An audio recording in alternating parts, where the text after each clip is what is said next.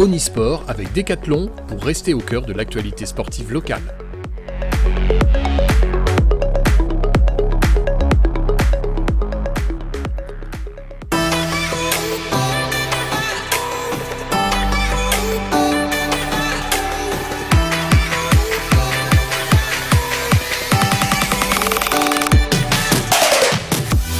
Bonsoir à toutes et à tous et bienvenue dans votre JT Sport du lundi 13 juin. Nous sommes ravis de vous retrouver pour le 32e numéro d'Omnisport.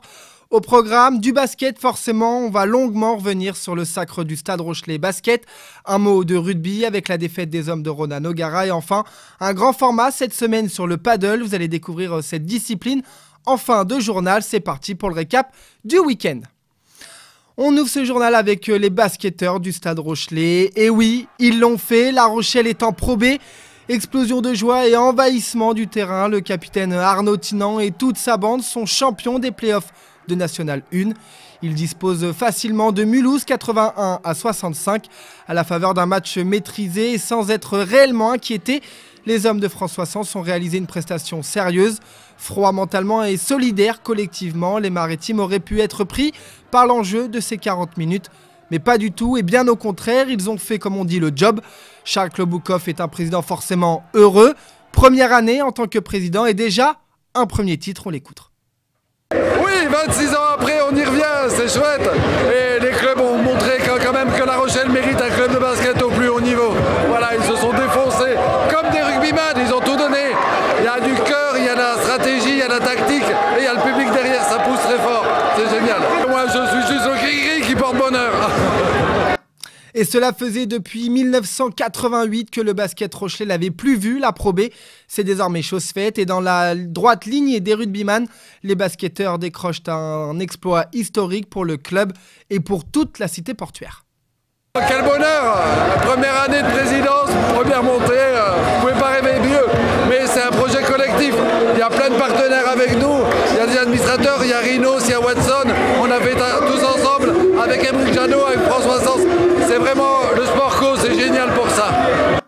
Et même joie du côté du manager général, Émeric Janot.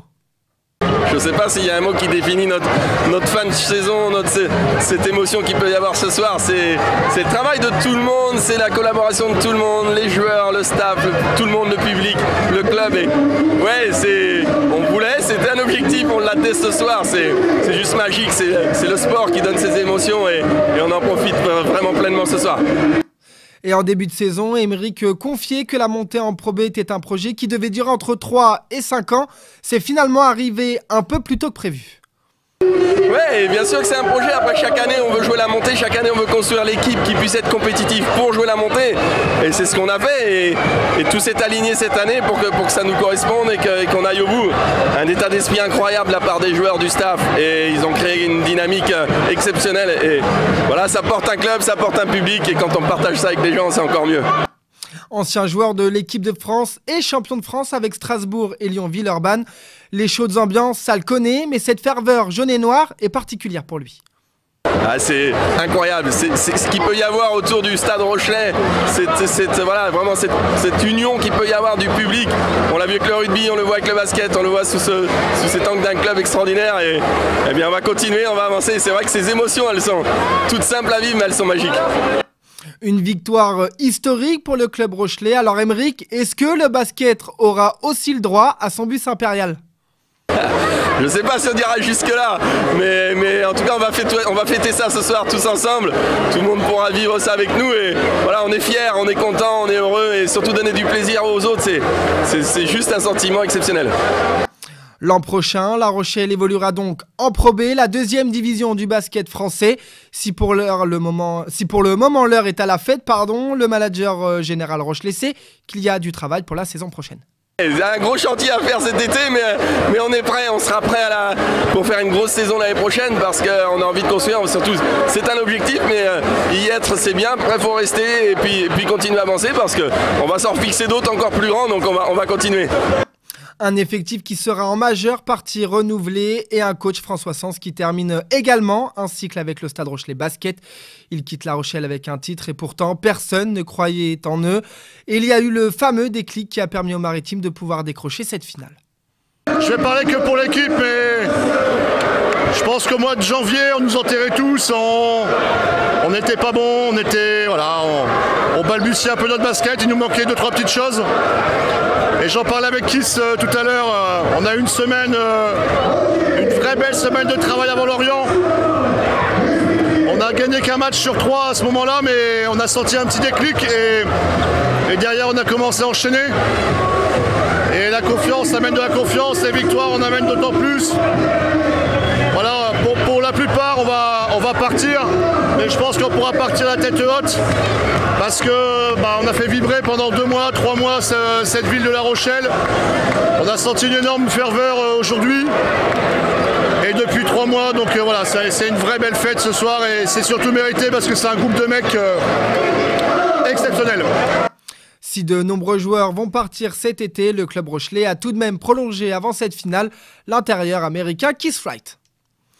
On enchaîne avec le rugby et c'est la mauvaise nouvelle de ce lundi. Les week-ends se suivent mais se ressemblent pas pour le stade rochelais. Et encore une fois, les Maritimes n'ont pas réussi face au stade toulousain. La bête noire des Rochelais s'impose 33-28 et élimine donc La Rochelle dans la course au bouclier de Brennus. Apathique, lent et indiscipliné, surtout en première période. Les Rochelais ont été méconnaissables. Ronan O'Gara parlait même de honte à la fin de cette rencontre. Si les Rochelais ont tenté de sonner la révolte en seconde mi-temps, ils partaient de trop loin pour réussir à vaincre cette équipe toulousaine. Toutefois, on peut noter que 2 joueurs sortent du lot côté maritime. L'indéboulonnable capitaine Grégory Aldrit, mais aussi le jeune 3e ligne Mathias Haddad. Les 2 Rochelais ont porté les jaunes et noirs en vain. L'aventure en top 14 s'arrête donc subitement pour La Rochelle qui décidément complexe toujours face aux hommes du Gomola. Et on connaît désormais les 2 demi-finales du top 14 et ça commence dès vendredi prochain, le 17 juin avec un Castres-Toulouse à 21h05. Suivra le lendemain, samedi 18 juin, également à 21h05, un alléchant Montpellier-Bordeaux. L'UBB qui est sorti vainqueur du Racing 36-16. Les 2 rencontres se disputeront à l'Alliance Riviera de Nice. Si La Rochelle part en vacances prématurément, il termine quand même la saison avec un trophée, celui de la Champions Cup. La saison est désormais terminée pour les Jaunes Noirs et parmi eux, il y en a un qui partira à l'issue de la saison pour rejoindre le stade toulousain justement. Il s'agit d'Arthur Retière. Onis TV a rencontré l'ailier maritime. Il nous explique pourquoi ce choix de Toulouse. J'étais pas gardé ici et fallait... voilà, c'est Toulouse... C'est un grand club et voilà, tout le monde rêve un peu d'y jouer. Et surtout que moi j'ai mon petit frère là-bas avec pas mal d'amis et je voyais pas d'autre solution que d'aller là-bas. Chouchou du public rochelais, Arthur tire un bilan de son passage sous le maillot jaune et noir. Un bilan plutôt mitigé. Avec des hauts et des bas, mais voilà, toujours le bonheur d'être ici et voilà, avec ces supporters magnifiques. Donc voilà, c'était 6 ans de bonheur et voilà, je reviendrai ici en vacances. Et justement, ce qui va le plus manquer à l'ailier maritime, c'est la ferveur rochelaise et cette célèbre fièvre SR. Ouais, ça va me manquer cette ferveur parce que voilà, on a guichet fermé tous les matchs. Là, ils sont descendus à je sais pas combien. Franchement, c'est des fous et je les adore. Malgré une année difficile, Arthur quitte La Rochelle avec tout de même un titre de champion d'Europe en poche. Lui qui a vécu une saison en demi-teinte en raison des blessures. Très vite, très vite. Et surtout de gagner la Coupe d'Europe avec La Rochelle. Ouais, personne ne nous voyait il y a 6 ans, donc c'est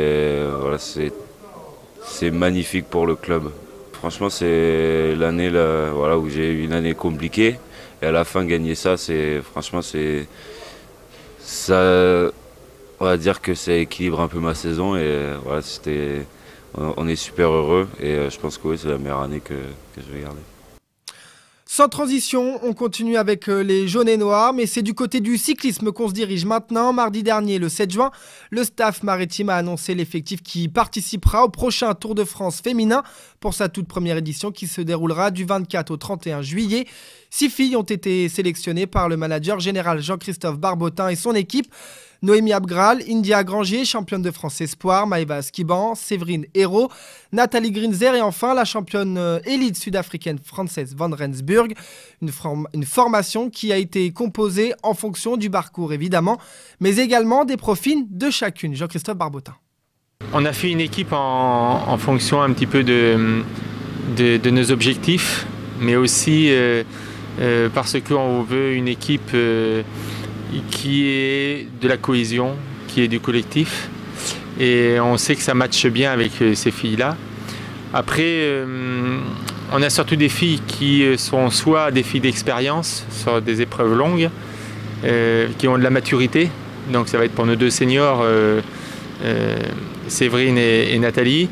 Et puis après, on a de la jeunesse, mais de la jeunesse qui a la fougue et qui a montré de belles choses depuis le début de saison, avec des Maëva, avec des Frances, des India et des Noémie. On a des jeunes qui seront là pour dynamiter la course comme je le veux, pour au-delà de montrer le maillot, mais être respectueux de cette sélection, qui pourrait en amener d'autres si justement apprennent la dimension de cette épreuve. Alors comme le disait Jean-Christophe, l'objectif sera de montrer le maillot, mais il en veut aussi un peu plus, tout en restant mesuré et à la hauteur du statut de l'équipe. C'est clair qu'on ne peut pas s'éparpiller sur un tour comme ça, mais on a aussi besoin d'avoir une équipe offensive et avec des objectifs mesurés. Des objectifs à la hauteur de notre statut, même si les statuts, on peut les chambouler. Non, je pense que si on a une équipe offensive qui a vraiment de l'envie, tout est possible. Tout est possible d'aller chercher un final d'étape. Tout dépend de la configuration de la course à ce moment-là. Mais on a des filles qui peuvent aussi s'épanouir sur des débuts de course et des classements distinctifs. Des ambitions qui se traduiront concrètement sur la route en étant offensives justement, et la championne de France Espoir India Grangier le sait parfaitement. Il va falloir animer ce Tour de France. Je pense qu'il va falloir être tous les jours à l'avant. Donc il n'y a pas d'étape forcément pour laquelle je me dédie à être à l'avant. Mais par contre, il y a une étape qui me fait rêver, forcément c'est la dernière à la planche des belles filles. Oui, exactement, on va essayer d'être active. On va pas se reposer sur nos lauriers à rouler dans le gros du peloton et se cacher. Honnêtement, on n'est pas là pour ça, sinon on va à l'entraînement et ça ira très bien. Non, on va essayer de donner le maximum de nous-mêmes, être offensive, montrer qu'on est là, montrer nos sponsors, parce que c'est important pour eux aussi, ils nous soutiennent toute l'année. Faire honneur à notre sélection. Et voilà. La Grande Boucle est considérée comme la plus grande course de vélo du monde, que ce soit chez les hommes comme chez les femmes. Alors India a forcément une petite pression, mais cette pression, elle arrive désormais à la gérer grâce notamment à l'expérience qu'elle a engrangée lors des 2 dernières participations à Paris-Roubaix. Oui, il y a de la pression, mais on va dire que ça a été la même chose avec la première édition de Paris-Roubaix. On va dire que la grande médiatisation à laquelle je ne m'attendais pas du tout, ça m'a mis vraiment la pression pour cette course. Et je pense qu'au départ, je l'ai vraiment ressenti sur la première édition de Paris-Roubaix. Pour le Tour de France, c'est un peu la même chose, mais du coup, je suis plus préparée à cette médiatisation, tout ce public qu'il y a autour, tous les sponsors qui nous en parlent et qui nous demandent des interviews. Donc, non, je l'appréhende beaucoup moins, cette pression. Un parcours plutôt montagneux pour cette première édition, un profil qui correspond aux qualités d'India, elle, la grimpeuse puncheuse. Oui, forcément, je suis grimpeuse, je suis plutôt puncheuse grimpeuse même. Et donc, quand c'est dur, ça me convient mieux qu'une étape comme les Champs-Élysées, quand c'est dur, je veux dire quand ça monte, quoi. Ça me correspond mieux que les courses plates en circuit comme les Champs. Mais après, chaque course va être particulière. Vraiment, ils ont fait un condensé du tour, comme vous disiez, et chaque étape est différente, et toutes vont être abordées avec différentes envies, différentes stratégies. Pour Maëva Skiban, la coureuse en forme du moment du côté du Stade Rochelet Cycling Team, la stratégie sera de se caler sur les équipes favorites du peloton pour tenter une échappée et pourquoi pas jouer la gagne. C'est sûr que si devant il y a une échappée avec 5 ou 6 filles des équipes World Tour, ça fait 5 ou 6 équipes derrière de moins enroulées. Donc plus il y a d'équipes représentées devant, plus l'échappée a de chance d'aller au bout. Et ensuite, voilà, c'est le classement général. Si c'est très serré, je pense que ça va essayer vraiment de faire la course pour faire des écarts. Et s'il y a déjà des gros écarts, ce sera peut-être plus les échappées qui iront au bout. Donc on aura 8 étapes, 8 chances et 8 opportunités. Alors on connaît l'importance des points UCI qui déterminent le classement de l'ensemble des formations World Tour et continentales. Et pour entrer dans ces points, les Rochelaises doivent viser un top 40, une ambition réalisable pour Maëva. Bah oui, je pense que pour l'instant, c'est réalisable. Après, c'est sûr qu'on ne visera pas la victoire au classement général, ou du moins si jamais... normalement, voilà, ça sera un peu difficile, mais je pense que oui, un top 40 au classement général, c'est faisable, et peut-être même en mettre plus d'une dans le top 40. Et après, c'est sûr qu'il y a les étapes, il y a les classements annexes, il y a le classement général, et je pense qu'on peut faire de belles choses durant ces 8 étapes. Et j'espère qu'on va faire de belles choses, qu'on va bien montrer le maillot et puis honorer notre sélection. Les filles iront reconnaître le parcours du Tour de France au début du mois de juillet, un moment très important dans la préparation d'une échéance comme celle-ci. On écoute Maëva tout de suite. Oui, tout à fait. Déjà, la première étape, ça commence à l'Arc de Triomphe à Paris, sur les Champs-Élysées. Il y aura des pavés, c'est un peu une sorte de critérium. Il y aura beaucoup de virages, ce sera en circuit, ça roule très très vite. Et je pense déjà voir comment on tape un peu les pavés, même si c'est pas non plus les pavés de Paris-Roubaix. Ça reste des pavés quand même. Puis c'est sûr que faire la reconnaissance, ça permet aussi vraiment de se mettre dedans, d'être dans l'ambiance, d'être vraiment concentré. Et ensuite, je sais pas si on fera toutes les étapes en intégralité, mais au moins les parties clés des étapes, notamment il y a une étape où il y a des chemins, notamment les reconnaître, travailler l'approche des chemins, parce que je pense que ça va frotter beaucoup pour être bien placé. Et puis les cols qu'on aura à monter, notamment la super planche des Belleville le dernier jour, où le classement général peut se jouer à ce moment-là. Un rendez-vous à présent à noter dans vos agendas. Le club des Archers d'Hélène de Surgères organise le championnat régional de tir à l'arc ce dimanche 19 juin. Tir campagne dans les bois de la Bastière à Genouillé, organisé par le comité régional Nouvelle-Aquitaine de tir à l'arc et le club surgérien. Alors après une phase de qualification, tir sur 24 cibles, 12 à distance connue et 12 à distance inconnue, les archers venus de toute la région s'affronteront ensuite lors de phase finale sur 4 cibles pour départager les 4 premiers de chaque catégorie. On termine ce journal par le grand format de la semaine. Ce vendredi 10 et samedi 11 juin, La Rochelle accueillait le temps d'un week-end le plus grand événement de paddle amateur de France, le Cupra Paddle Point Tour. Au Five de Périgny, plus d'une centaine de participants se sont réunis pour ce tournoi. Une raquette, une petite balle jaune et un terrain. Non, ce n'est pas du tennis. Et c'est la numéro 4 française Mélissa Martin, venue pour l'occasion, qui nous explique les règles de ce sport. Le paddle, on dit que c'est un peu un mélange entre le tennis et le squash. Donc c'est un jeu de raquette qui joue dans une cage avec des vitres et des grilles, pardon. L'objectif, c'est un peu de céder des vitres pour pouvoir jouer. Et donc il y a beaucoup d'échanges, c'est super ludique. On joue en partenaire avec un partenaire, donc on joue en double à 2 contre 2. Et l'objectif, ça va être de gagner le filet, donc se rapprocher du filet pour pouvoir gagner les points. Donc il va y avoir beaucoup de balles en l'air pour pouvoir aller devant, faire reculer les adversaires. C'est très tactique et c'est un jeu où tout le monde s'amuse. C'est un jeu très abordable et très accessible techniquement, donc c'est pour tout le monde, tous les niveaux et tous les âges. Un tournoi amateur avec la présence de plusieurs joueurs professionnels pour un moment de partage et de découverte de cette discipline. Et l'objectif aussi, c'est de faire en sorte que les gens s'amusent. Donc en fait, le samedi, on propose des animations pour que les gens puissent s'éclater avec du paddle déguisé, des animations pour les enfants avec le lance-balles. Et on propose aussi une rencontre avec des joueurs un peu plus pros et de haut niveau, où les gens peuvent jouer avec eux et puissent les voir jouer en match aussi. Donc il y aura un match exhibition en plus de pouvoir jouer avec les joueurs de haut niveau. Et qui dit joueur pro dit forcément championnat et compétition. Mélissa nous en dit un peu plus sur le déroulement d'une saison. Les compétitions, on a nationales et internationales. En France, on a 4 P2000, ce sont 4 gros tournois, un peu les grands chelems français qu'on joue, donc de gros tournois. Et ensuite, à l'international, on a plusieurs circuits. Donc on a le World Paddle Tour, on a d'autres circuits un peu parallèles, avec à peu près le même niveau un peu partout. Et on voyage du coup énormément. C'est un sport qui est vraiment en expansion, qui commence. Donc il n'y a pas énormément d'argent, donc c'est un peu des sacrifices pour pouvoir voyager pour les tournois. Mais on l'aime tellement qu'on les fait avec plaisir. Et donc on a beaucoup de compétitions, que ce soit internationales ou en France, quasiment toutes les semaines. Alors a priori, cela ressemble à du squash. Toutefois, s'il y a des similitudes, ce n'est pas tout à fait la même chose. Alors effectivement, ça a l'air beaucoup, spécialement avec les vitres. La différence, c'est qu'on a des adversaires qui sont en face, donc de l'autre côté du filet, déjà.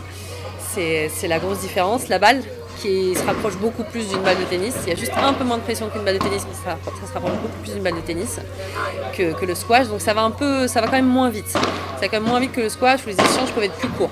Au paddle, les échanges peuvent être quand même beaucoup plus longs dû à la balle qui peut plus ralentir qu'au squash. Donc les échanges peuvent être beaucoup plus longs, on joue à deux, on a un partenaire, on est quasiment tout le temps placé au même endroit, donc on discute beaucoup. Et on a énormément de communication avec son partenaire, on doit mettre en place beaucoup de tactiques. Et parmi les spécificités du paddle, la raquette. Alors si elle s'apparente à une raquette de tennis, ce n'est pas tout à fait la même chose. Et Franck Lemousse, directeur du tournoi Cupra Padel Point Tour, nous en parle. Là, on est sur un modèle beaucoup plus petit, on le voit bien, il y a moins de bras de levier. Ce sont des raquettes qui vont entre 375 à 345, 350 grammes, en fonction des profils. Alors sa composition, à l'intérieur, on a une mousse de polyuréthane, en fait, qui donne un peu de souplesse, alors mousse plus ou moins dure, et en fonction, on va avoir de la dureté. Et puis, par-dessus, on va avoir du carbone, souvent, un revêtement, donc qui va également lui donner cette dureté.